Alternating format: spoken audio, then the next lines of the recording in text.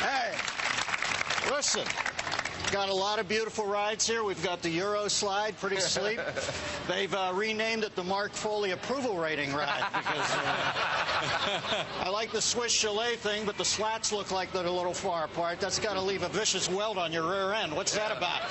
You give them $3, they give you cellulite. Okay, what are we talking about? Hey, you know what I'd like? You see that big one right there? I've been on that. I'm thinking of sending Alan on that right after this. It's the greatest. They put you in a sleeping bag and they take you up there. That's Hannity's way of getting his own show, by the way. I'm thinking Hannity Factor right after that. There you go. I would like to act as the ampersand between the HMC and the logo. First of all, you know what's amazing about Dennis Miller?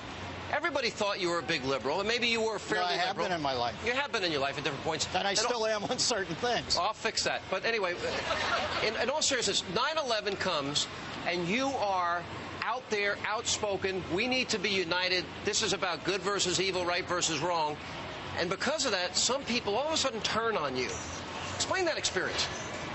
It's fine, Sean. I'm a big boy. You got to speak your mind, and if people don't like you for it, that's fine. There are many things I don't agree with in the conservative movement. When I saw those planes go into that building, though, I remember thinking we have to stand up for ourselves. Yeah. Now, listen, that being said, when I saw this general speaking about the war yesterday, and he said he was disheartened, that has been the lowest moment in this entire event for me.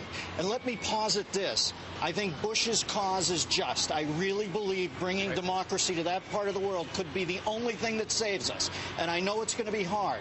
But I also think if this war is not being acquitted right, if generals are saying he's disheartened, I would say this, Sean. I think as a offering to the half of this country, or more than half, that don't agree with this war right now, I think it's time for Rumsfeld to go. I really do. I disagree with you. I think, you know what the biggest problem is? This is what's frustrating to me, is we have almost had from the very beginning our president called a liar. I know, Sean, that's all wrong.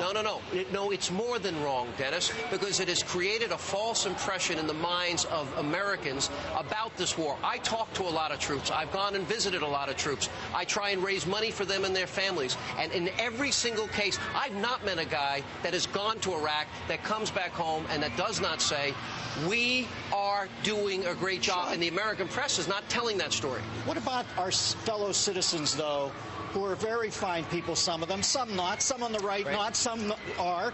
What about the people who don't agree with this right now? Don't call the president a liar. Somebody else. What about putting Rudy Giuliani in for a couple of years, let him try that task, which is a very hard task. Let me bring something else up here, which is that they think they knew our... Right, the Queen Mary just pulled in. There you go.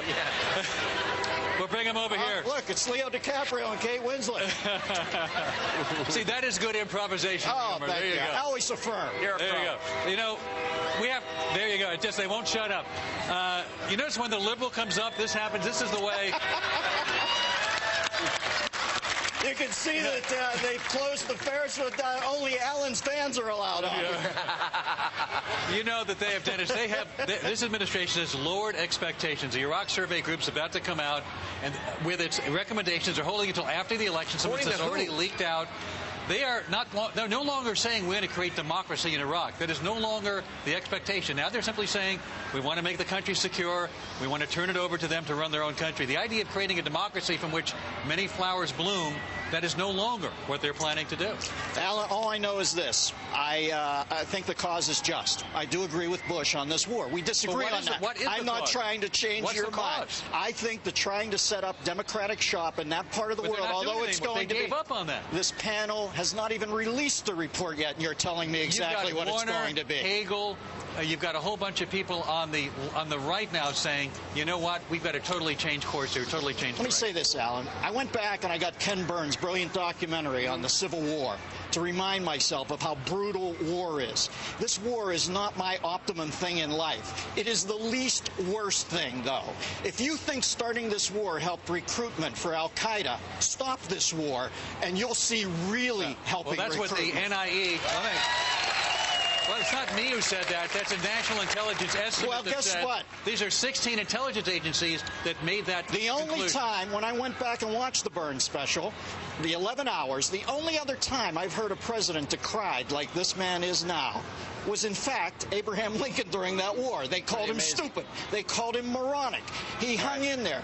War is the least worst thing, but there is no option the war right in now. Iraq is the wrong country. We gotta take a break. All right, let's move it to Syria tomorrow and get it on. All right, I like that. Just kidding. We'll take a break. More with Dennis Miller. We are at the Arizona State Fair in Phoenix, Arizona tonight. That and much more coming up straight ahead.